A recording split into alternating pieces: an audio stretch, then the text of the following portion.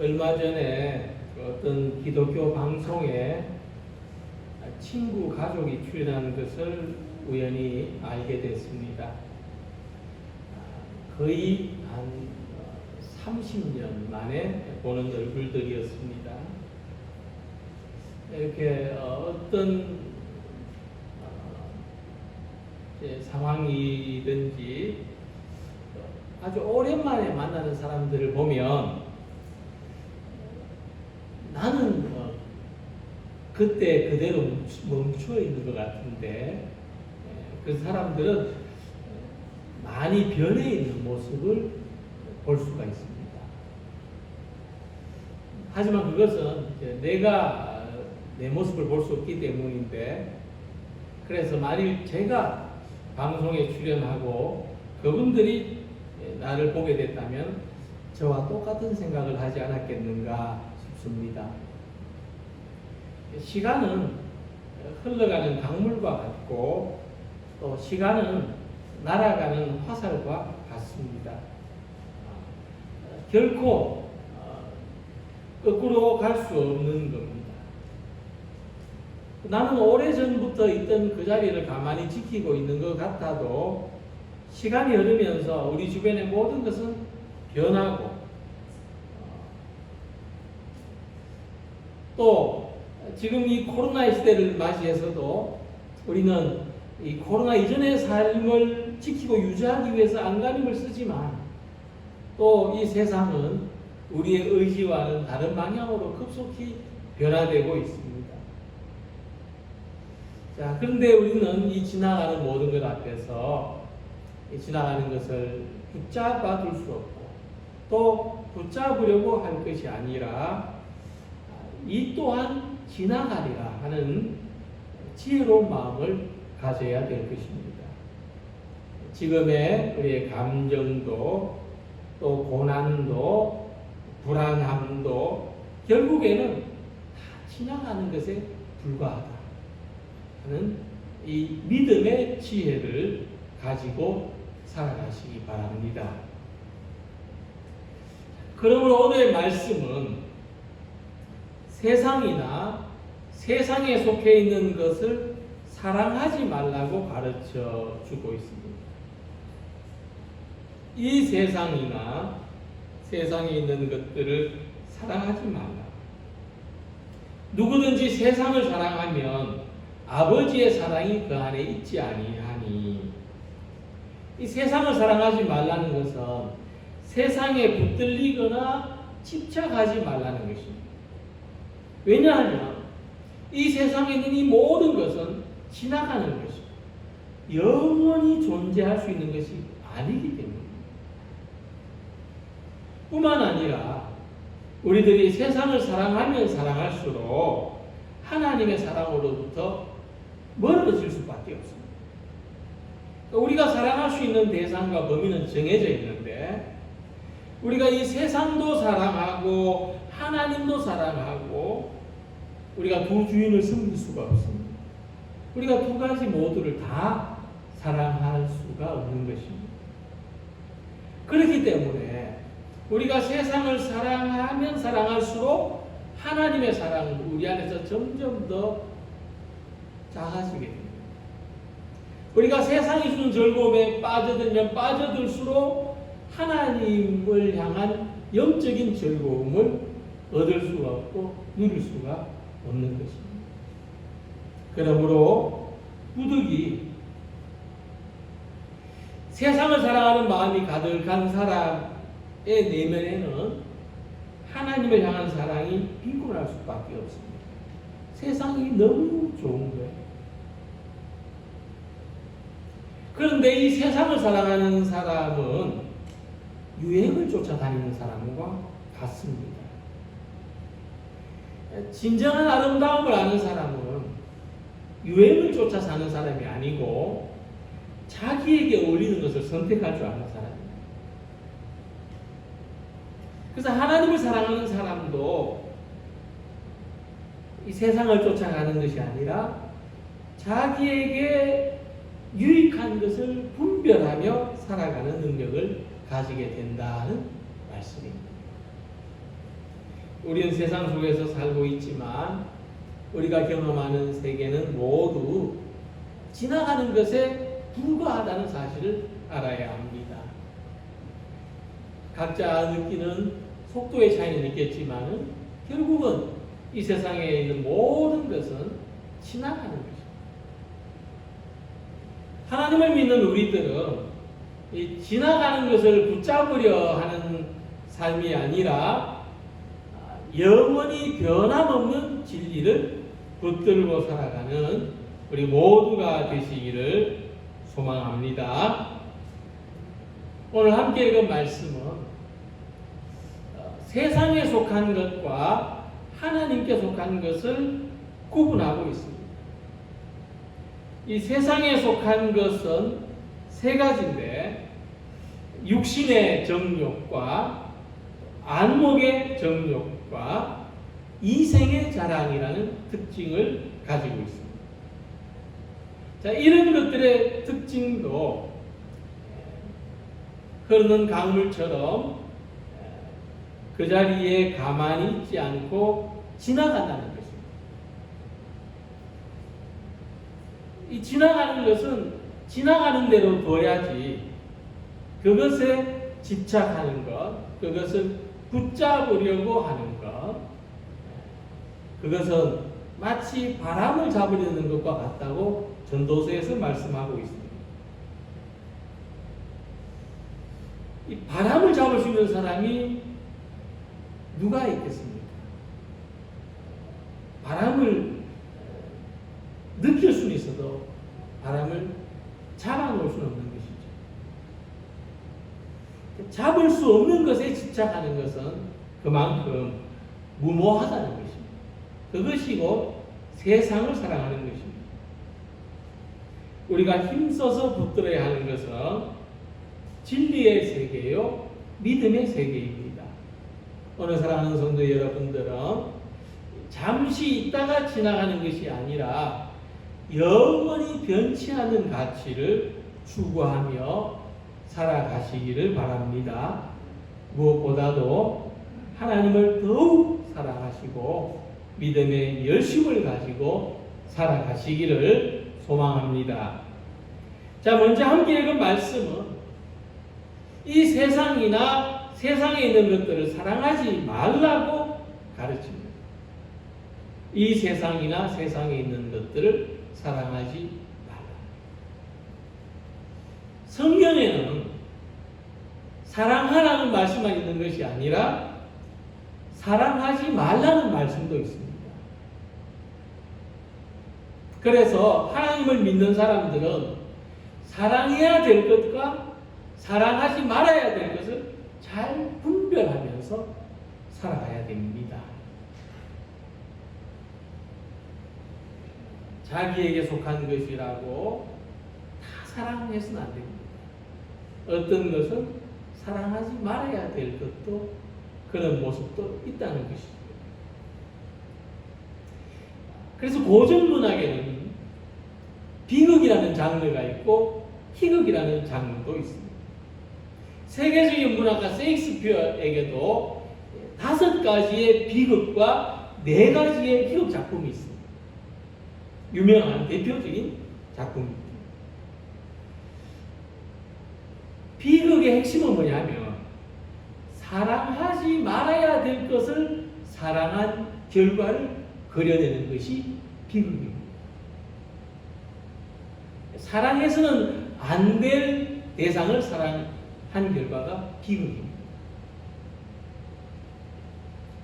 권력과 욕망과 악을 사랑하는 결과는 비극이라는 것을 가르쳐 줍니다. 반면에 희극은 우리가 힘들고 어려워도 사랑해야 될 것이 있고 그것을 사랑한 결과입니다. 사랑과 우정, 진실을 사랑하는 삶은 희극입니다. 해피엔딩. 그 삶에는 기쁨이 있다는 것을 그려주는 것입니다. 그래서 극단적으로 말하면 죄를 사랑하는 것은 비극이고 하나님을 사랑하는 것은 희극입니다. 그래서 아우구스티누스는 죄에 대해서 정의하기를 죄는 사랑해야 할 것을 사랑하지 않는 것이고 사랑하지 말아야 할 것을 사랑하는 것이라고 했습니다. 이 가르침을 좀 깊이 있게 들어가 보면은 우리들이 살아가면서 사랑해야 될 것이 있고 이용해야 될 것이 있습니다. 다르게 말하면 우리가 살아가면서 누려야 될 것이 있고 사용해야 될 것이 있는데 이용해야 될 것에 붙들려서 집착해서 그것을 누리려고 하는 것이 죄라는 겁니다. 이것이 사랑하지 말아야 될 것을 사랑하는 겁니다. 이 세상에 속한 모든 것들은요, 하나님을 섬기기 위해서 이용해야 될 것입니다. 우리가 하나님께 더 가까이 나아가는 삶을 위해서 사용해야 될 것인데, 근데 이것을 사용하려고 하기보다는 우리 자신의 쾌락을 위해서 누리려고 하는 것이 죄라는 가르침입니다. 그래서 세상을 사랑한다는 것의 진정한 의미는 뭐냐면 이 세상을 누리려고 하는 것입니다. 우리의 바라는 이 모든 것이 세상을 누리기 위한 것이라면 그것이 우리 자신을 행복하게 해주는 줄 알고 그 쾌락에 빠져서 그 즐거움을 누리려고 하고 그 이용해야 될 것을 모아놓고 누리려고 하는 것. 누려야 할 것과 이용해야 될 것의 질서가 뒤집어지는 것이 죄라고 가르치는 것입니다. 이것은 아우구스티누스의 고백록에서도 잘 나타나 있듯이 자기 경험으로 한 이야기입니다. 자기의 삶으로 깨달은 경험이라는 것에 중요한 교훈이 있습니다. 자, 그렇다면 하나님은 우리가 이용해야 될, 사용해야 될 대상이 아니라 우리가 누려야 될 대상이라는 말씀입니다. 우리가 신앙을 잘못 생각하면 하나님을 이용하는 것밖에 그런 차원으로밖에 생각하지 못할 수가 있습니다. 하나님은 우리가 이용해야 될 대상이 아니고 하나님은 우리가 누려야 될 대상이라는 것입니다. 하나님을 즐긴다, 즐거워한다는 표현입니다. 하나님의 사랑의 풍성함을 우리는 누려야 되고 하나님 평화의 그 기쁨을 누려야 되고 하나님에 대한 그 감사의 풍성함을 누려야 하는 것입니다. 근데 우리가 하나님을 누리려고 하기보다 하나님을 자꾸 이용하려고 하지 않습니다. 근데 하나님을 이용해서 우리가 다른 것을 얻으려고, 다른 것을 이루기 위해서 하나님이 필요하다고 한다면 우리는 하나님을 사랑하는 것이 아니라 우리가 원하는 그것을 사랑하는 거예요. 그래서 원하는 것 없이 하나님을 사랑하는, 원하는 것 없이 하나님으로 즐거워하는 그런 믿음을 경험하면 좋겠습니다. 우리 모두가 그런 믿음을 경험할 수 있기를 소망합니다.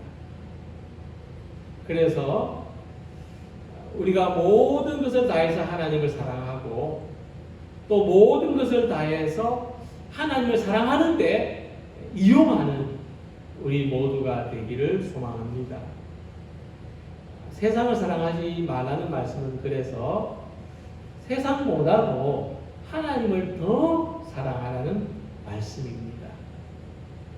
세상이 주는 즐거움은 지나가는 것이지만 하나님이 주시는 기쁨은 영원하기 때문입니다. 지나가는 즐거움에 붙들려서 영원한 즐거움을 잃는다면 얼마나 아쉽고도 불행한 일이 되겠습니까? 진정으로 사랑해야 될 것을 사랑하지 못하고 사랑하지 말아야 될 것을 사랑한다면 그 슬픔이 얼마나 크겠습니까? 그러므로 하나님을 사랑하기 위해서 우리의 시간도, 우리의 노력도, 우리의 마음도, 우리가 가진 것들도 다하여서 하나님을 더욱 사랑하는 우리 성도님들이 되시기를 소망합니다. 자, 그럼에도 불구하고 이렇게 우리가 하나님을 사랑해야 된다는 것을 다 알고 공감함에도 불구하고 우리가 하나님보다 세상을 더 사랑하는 이유가 있습니다. 그것은 뭐냐면은 이 세상이 우리들을 유혹하기 때문입니다. 본문에서 사도 요한은 이 세상이 우리를 감락적으로 유혹한다고 말씀했습니다. 이는 세상에 있는 모든 것이 육신의 정욕과 안목의 정욕과 이생의 자랑입니다. 육신의 정욕이라는 것은 감각적인 욕심을 말합니다. 안목의 정욕은 눈에 보이는 것에 욕심을 내는 것을 말합니다. 이생의 자랑은 특별히 자기 자신과 관련된 자랑을 말합니다. 근데 아담과 하와가 뱀의 유혹을 받아서 하나님의 약속을 어기고 선악과를 먹을 때도 이런 유혹을 받았습니다. 창세기 3장 6절 보면 그 나무를 본즉 먹음직도 하고 보암직도 하고 지혜롭게도 할 만큼 탐스럽기도 한 나무였다고 했습니다. 먹음직하다는 것은 육신의 정욕을 말하는 것, 감각적인 욕심을 말하는 것이고, 보암직하다는 것은 안목의 정욕, 눈에 보이는 것에 욕심을 내는 것을 말하고, 지혜롭게도 할 만큼 탐스럽다는 것은 자기 자신을 자랑하기 위하여 유혹을 받은 것을 말합니다. 내가 선악과를 봤을 때 맛있게 보인다는 거죠. 또 탐스럽게 보인다는 거죠. 또 저걸 가지면 내가 좀 나아 보일 수 있겠다는 거죠. 이것이 세상은 이러한 감각적인 유혹으로 가득 차 있습니다. 세상은 육체의 쾌락으로 우리를 유혹합니다. 흙으로 지어진 사람의 본성은 여전히 육신적인 쾌락을 이길 수 없다. 이기기 어렵다는 것을 말합니다. 두 번째, 세상은 눈의 쾌락으로 유혹합니다. 속에 담은 내용보다 겉으로 보이기 좋은 것을 추구하게 하고 보이는 것에 반응하게 합니다. 세 번째로 세상은 자기를 자랑하게 합니다. 사람으로 하여금 자기가 가진 것을 자꾸 자랑하고 싶게 만듭니다. 육신의 쾌락도 눈에 보이는 즐거움도 물질을 자랑하는 것도 이 세상에 속한 것은 결국 지나가는 것입니다. 건강도 외모도 지혜도 소유도 세월이 흐르고 하나님이 가져가시면 아무것도 남지 않는 것입니다. 그러나 그것을 믿고 그것을 의지하고 자랑하면서 살아가도록 만드는 것이 이 세상적인 유혹인 것입니다. 그렇기 때문에 이 사라져버리던 것, 지나가 버릴 것을 붙들고 사랑하는 사람은 하나님을 사랑하는 시간을 잃어버리는 것이고 하나님을 사랑할 수 있는 기회를 잃어버리는 것입니다. 성경은 말씀하기를 마음과 뜻과 목숨을 다해서 하나님을 사랑하라고 했습니다. 그것은 하나님이 그만큼의 사랑을 우리에게 원하시고 기대하신다는 의미라기보다는 그것이 우리에게 좋다는 것입니다. 마음을 다하고 힘을 다하고 목숨을 다해서 하나님을 사랑해도 우리는 잃지 않는다. 우리는 손해보지 않는다. 우리는 죽지 않는다. 그것이 우리에게 큰 축복이다. 그것을 우리에게 가르쳐 주는 것입니다. 그러므로 이 세상을 사랑하는 사람은 세상을 사랑하는데 이미 마음을 다하고 뜻을 다하고 목숨을 다해버렸기 때문에 하나님을 사랑할 여력이 남지 않습니다. 그러므로 우리는 하나님을 사랑할 수 있는 마음의 여유, 시간의 여유, 노력의 여유를 가지고 살아가기를 소망합니다. 감각적인 유혹을 쫓아 살 것이 아니고 영원히 가치 있는 것을 추구하며 믿음으로 살아가는 우리 성도님들이 되시기를 소망합니다. 세 번째로 사도 요한은 하나님을 믿는 우리가 세상을 사랑하지도 말고 하나님을 사랑해야 하는 결정적인 이유를 이렇게 말씀하고 있습니다. 이 세상도 그 정욕도 지나가되 오직 하나님의 뜻을 행하는 자는 영원히 거하느니라. 하나님을 사랑하는 사람은 지나가는 시대나 다가오는 시대에도 영원히 존재할 수 있다는 말씀입니다.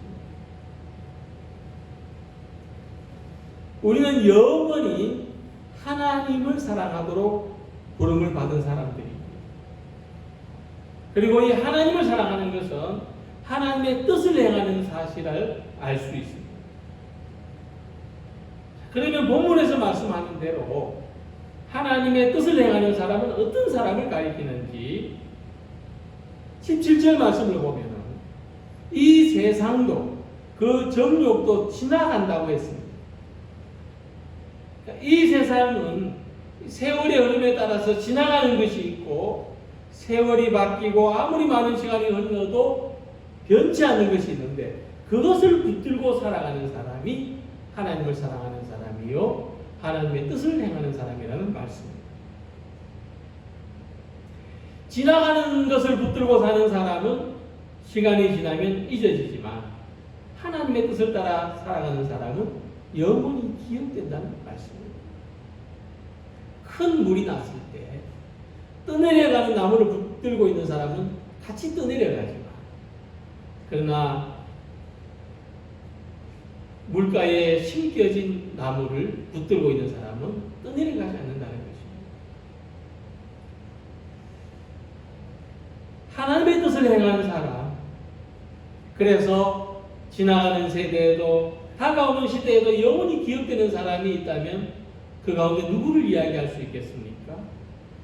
우리는 예수님을 이야기할 수가 있습니다. 예수님이 오시고 2000년이 지났지만 여전히 예수님은 우리의 믿음을 대표하는 분이요 우리의 믿음의 주님이십니다. 히브리서 12장 2절에서 말씀하기를 믿음의 주요 또 온전하게 하시는 이 예수를 바라보자. 그는 그 앞에 있는 기쁨을 위하여 십자가를 참으사 부끄러움을 개의치 아니하시더니 하나님 보좌 우편에 앉으셨느니라고 했습니다. 예수님은 하나님의 뜻을 이루기 위해서 십자가의 고통을 참으신 것이며 그래서 예수님의 삶은 우리들에게 영원히 기억되고 있습니다. 예수님 시대에 유행이 있었을 것입니다. 예수님 시대에 주목받는 사람들이 있었을 것입니다. 근데 예수님이 입으셨던 옷이나 신으셨던 신이나 들고 다니셨을지도 모르는 지팡이나 그 모든 것은 남아있지 않습니다. 심지어 예수님은 무덤까지도 없습니다. 그럼에도 불구하고 하나님의 뜻을 위하여 십자가의 고통까지 참으신 그 예수님의 믿음은 우리들에게 남아있는 것입니다. 교회와 교회를 통해서 이어져 가고 있는 것입니다. 예수님 시대에 헤롯 당원들이 있었고 바리새인들이 있었고 사두개인들이 있었습니다. 그들은 그 시대를 지배했던 인물들이지만 지금은 명맥조차도 발견하기 어렵습니다. 그들은 존재했지만 지금은 사라지고 없는 사람들입니다. 이처럼 오늘도 하나님을 사랑하는 사람, 예수님을 본받아서 하나님의 뜻대로 살아가는 사람은 영생을 얻고 영원히 가는 것을 믿습니다. 오늘 우리 교회 모든 성도님들은 하나님의 뜻대로 살아가는 사람들이 되어서 영원한 믿음의 인물들이 되시기를 소망합니다. 큰 비가 오면은 강변의 모든 것이 떠내려가. 가벼운 것일수록 빨리 떠내려가. 그러나 아무리 거센 물줄기에도 떠내려가지 않는 것이 있죠. 심겨진 자리에서 수십 년, 수백 년을 지켜 남깁니다. 그것은 땅의 깊은 곳에 뿌리를 내리고 있기 때문입니다. 이처럼 사람들 가운데도 세월의 물결에, 고난의 물결에 떠내려가는 사람이 있는가 하면 그 자리에 굳게 서 있는 사람들이 있습니다. 믿음 위에 뿌리를 깊이 내리는 성도님들이 되시기를 바랍니다. 교회 위에 뿌리를 굳건하게 내리는 하나님의 나무들이 되시기를 바랍니다. 하나님의 뜻 안에 우리 삶의 뿌리를 깊이 박고 살아가시기 바랍니다. 이 세상의 유혹과 이 정욕이 얼마나 강력한지, 지금은 우리들을 강력하게 지배하고 있는 것 같지만, 그런데 결국에는 이것도 지나가는 것입니다. 세상의 유혹, 안목의 자랑, 안목의 정욕, 이생의 자랑, 이 모든 것도 다 지나가고 흘러갑니다. 그런데 내 삶의 중심을 거기에 실어두면 나도 같이 떠내려가고 흘러가 버립니다. 내가 있어야 될 자리를 잃어버리고 나도 같이 묻혀버리게 되는 것입니다. 그러나 말씀하기를 오직 하나님의 뜻을 행하는 자는 영원히 거하느니라고 했습니다. 우리는 예수님을 본받고 살아간 바울 사도를 되새겨보고 먼저 믿은 성도들의 행적과 교훈을 되새겨봅니다. 그들은 하나님 앞에서도 영원히 살고 있지만 우리 믿음 가운데서도 영원히 살아있습니다. 이 반열에 우리들도 함께 출석기를 소망합니다. 믿음의 역사에, 교회의 역사에 소중한 사람으로 기억되며 살아있기를 소망합니다. 세월의 물결, 시간의 물결, 고난의 물결에도 떠내려가지 않고 믿음의 자리에 뿌리박고 고목이 되기를 소망합니다. 이 비전을 품고 살아가는 우리 모두가 다 되시기를 주님의 이름으로 기원합니다. 기도드리겠습니다.